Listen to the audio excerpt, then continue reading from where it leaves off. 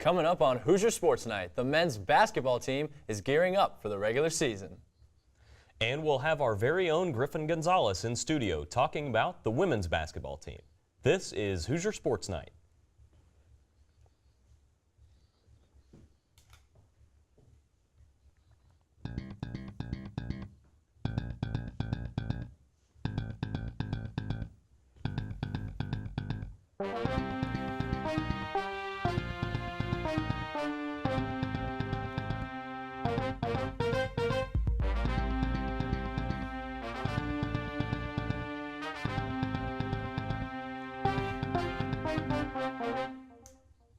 Welcome to Hoosier Sports Night. I'm Andrew Walker. And I'm Pi Mamadi. With Hoosier Hysteria right around the corner, our very own Jared Rigdon took in the sights and sounds at the team's annual media day. I said before, they've added value in a lot of ways, but one, I just think from a talent perspective, they make us bigger and stronger and deeper. That's always been my mentality. I had to score points like that, but when I didn't score that many points, as long as we won, that's all that matters. But, we're hopeful that every week he'll get a little bit better and he'll keep progressing without resistance because, clearly he's a bigger, stronger, older guy that has shown glimpses, that he can throw him the ball and he can get a basket for you every once in a while. I feel pretty good. I'm just starting to experience just a little discomfort, but other than that, this process has been smooth. So really, I'm just planning on being back for the game. I don't know how that will be. The time is still kind of weird looking, but I'm just trying to contribute to anything and everything I can. My expectation for Juwan, really, to be honest with you, is to be about the team, and be about his senior season, be about his 2-year legacy with transition, and find an opportunity, find a way for him to be the driving force behind a team that reaches its maximum potential. But this year, I think being a player-led team will be a lot easier just because I know the system, I know what he expects, and I can express that to the younger guys in a different way than Coach Archie would. Be sure to catch the new look IU during Hoosier Hysteria at Simon Scott Assembly Hall on Saturday, September 29th. Doors open at 2 p.m. and admission is free. The men's squad isn't the only basketball team creating a buzz at Hoosier Hysteria this weekend, as the women's team will raise their 2018 WNIT championship banner in Simon Scott Assembly Hall. With high expectations heading into the season, our Michael Tilka talks to Griffin Gonzalez about the upcoming year. Michael? Now we welcome women's basketball beat reporter Griffin Gonzalez into the studio to talk about the upcoming women's basketball season and Hoosier Hysteria. Now, Griffin, coming off of a title season last year, how can the Hoosiers improve in 2018 and 2019? Well, you lose 2 great senior starters, so it's going to be tough no matter what they do. But the first thing they have to do is really establish who are going to be their key go-to scorers. And so far, you've seen that a little bit in practice. You're starting to see them try to reach for that. But it's definitely going to be interesting because that momentum from the WNIT could really push them into a great start to the 2019 season. Now, as you were saying, a lot of shoes are needed to be filled on this Hoosier roster, and the big one being Tyra Buss, the women's all-time leading scorer. Who do you see sort of filling that leadership role? Well, somebody is going to have to step up for sure, and you have numerous starters where you can go to, but the key is you're going to need to find somebody who can score. They have a Notre Dame transfer who's a great option. They have a lot of options of people who averaged 10 per game last year, but other than their 5 starters, the biggest concern for me is they don't have somebody who can put up more than 2 that we've seen from last year. Their bench was averaging 2.5 each last year, so it needs to be a bigger improvement in that area, and we need to see more out of them. And a lot of that sort of responsibility to find that answer is in head coach Terry Morin, who enters her 5th year with the Hoosiers. What are your expectations for her this season? I think this is Terry Morin's breakthrough year as her head coach in her years at Indiana University. She was talking to the team today and talking to us as media, and she said she does not want the WNIT championship to be the end-all goal for this team. She wants to go higher. She wants to be in the NCAA tournament every year. And I think because of what we saw last season, she could do just that. Finally, like you were saying in your response, the WNIT is not sort of the ceiling for this team. Where do you think the ceiling is set now that the team's got a banner hanging in Assembly Hall? This was a team that could have gone to the NCAA tournament, and by winning the NIT, they proved just that. Moving forward, I think the goal needs to be not just getting to the NCAA, but winning a game or 2 once they get there. And this is a team that feels they're poised and they have the experience and they have the confidence to do that moving forward. All right, Griffin, thank you so much for joining us in the studio. Be sure to follow at IUSTV Sports for all your women's basketball updates. Andrew and Pyam, back to you at the desk. Be sure to follow at IUSTV Sports on Twitter for all of your IU men's and women's basketball news. Well, the field hockey team is coming off a non-conference loss to Miami of Ohio last Sunday, and they're hoping to turn things around in conference play this weekend as they open in Columbus on Friday in a matchup against Ohio State. I think Ohio State, we're excited to play them on Friday. I think we had a great history with them, kind of back and forth with them in the last couple years.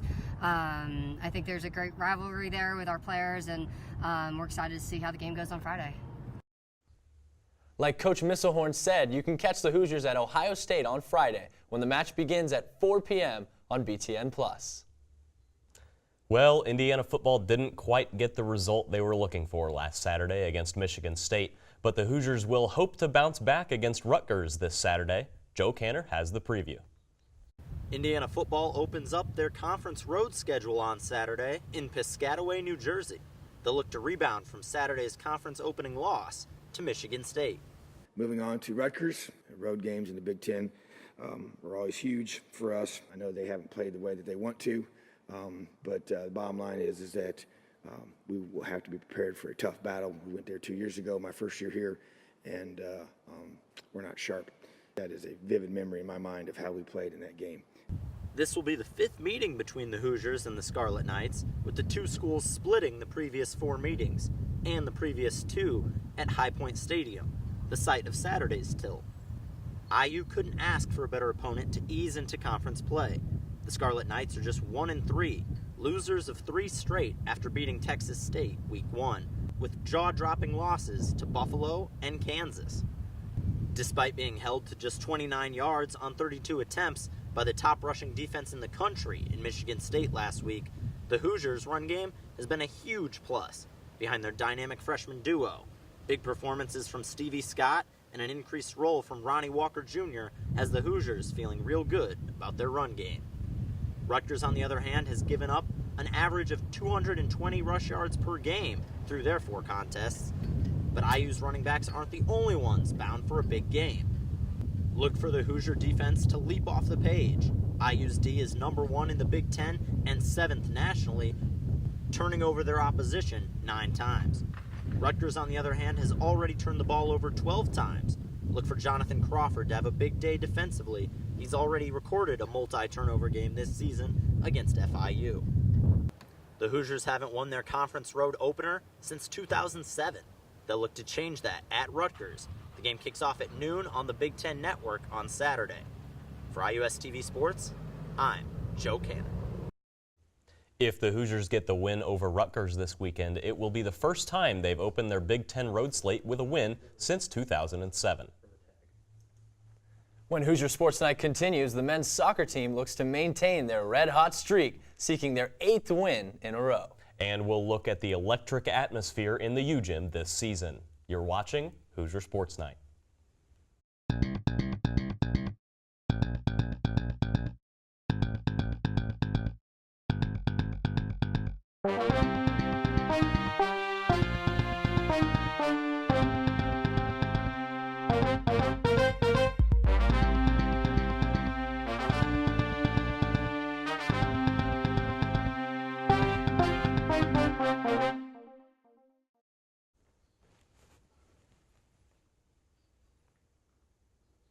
Welcome back to Hoosier Sports Night.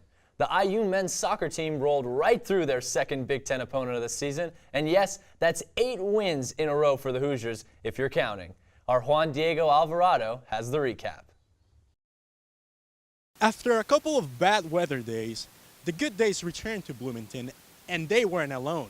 Along its side came another IU soccer victory at Bill Armstrong Stadium, but this time with a little bit of suspense. And indeed it was, as the Hoosiers found themselves tied 1-1 with less than 10 minutes to play after being on the lead 1-0 at the half. Despite their frantic appearance and tension in the stands, IU men's soccer players Griffin Dorsey and Justin Renix said they were not worried at all, and they were confident the victory goal was on its way. I mean, we were pushing them so hard that we really weren't that worried. I mean, yeah, it's 1-1. They might sit back a little bit, but we've just had so many chances, so many shots that we knew we were going to get one. The winning goal came finally in the 87th minute after sophomore Spencer Glass and a special maneuver. Left behind two defenders and found Dorsey in the box to allow his classmate score his 4th goal of the season. I like the way the team reacted. They felt really confident they'd find the goal, and they didn't overreact, they didn't press, they didn't get out of their defensive shape. There was a bit of a scare in the Hoosier bench after Mac Herman Trophy candidate senior Andrew Goodman took a massive hit that kept him on the floor for a couple of minutes.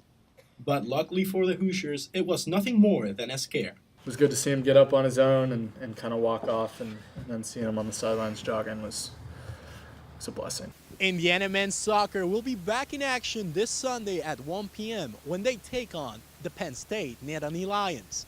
Reporting for IUS-TV Sports, I am Juan Alvarado. Fans can catch Sunday's match on BTN+. IU volleyball split its first 2 home games of the year, beating Northwestern before losing to number 8 Illinois in a battle. But what stood out most this weekend? Without a doubt, it's the energy of the Hoosiers that Steve Aird has installed in this program. Well, I think just looking at the scene behind us kind of proves that because we didn't see this at all last year. And these students are here an hour and a half before the game, and students would get there 15 minutes late to the game last year. When you think about what Steve Aird's brought to this program, not in terms of wins and losses necessarily so far, but just excitement, raw energy around the program, interest level, the fact that students are making the trip here out to the university gym for games before the completion of Wilkinson Hall. So I just think that once the wins start coming, this is only going to grow, and the fact that it's already in place now before the wins have come showed the impact he's made so far in such a short time period as the head coach. There's free pizza and free shirts and a live DJ in there, and people are in costumes. It's not volleyball material, but it is now because Steve Aird. The Hoosiers' record now sits at 11-3, and they'll return home on Saturday to face 6th-ranked Minnesota. It might be fall, but IU softball was in action over the weekend as they prepare for season number 2 under coach Shonda Stanton. Our Stephen Walker has more. The Indiana Hoosiers softball team beat the Lakeland Lakers 6-0 Sunday afternoon at Andy Moore Field thanks to a combined no-hitter by the Hoosiers pitching staff. Tara Traynor took the mound first for the Hoosiers in their first game of the fall season. Traynor struck out 5 batters in the 2nd and 3rd innings. Taylor Asklund took the mound after and notched a couple of strikeouts of her own. Only registering 1 error on the afternoon, the Hoosiers were able to keep the Lakers off the scoreboard and not allow a hit with sharp defensive play. The Bats came alive early as Indiana scored 2 runs in the 1st inning, followed by a 3-run 2nd to jump ahead. After a 6-0 win, the Hoosiers have the week off before a doubleheader against the Louisville Cardinals next Sunday starting at 1 p.m. For IUS-TV Sports, I'm Stephen Walker.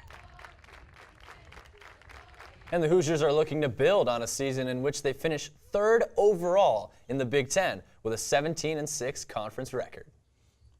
The men's golf team made their 2nd trip to Illinois in the last 2 weeks to play the Wyndon Memorial Golf Tournament hosted by Northwestern. The team faced a round disqualification that cost them 4 strokes, leaving them in a tie for 12th place in a field of 16. Brock Oxenrider led the Hoosiers for the 2nd consecutive week with a total score of 214, which put him in a tie for 8th place overall. Sophomore Ethan Shepard tallied his 4th career top 25 finish with a score of 219. The Hoosiers will get to relax a bit and take this weekend off, but they will be back in action at the Westheimer Intercollegiate event on October 6th. Well, that does it for our show this week, but please don't forget to give us a like on Facebook and get your phone out and follow us on Twitter at IUS-TV Sports. For my colleague Andrew Walker, I'm Pai Mamadi. We'll see you next week.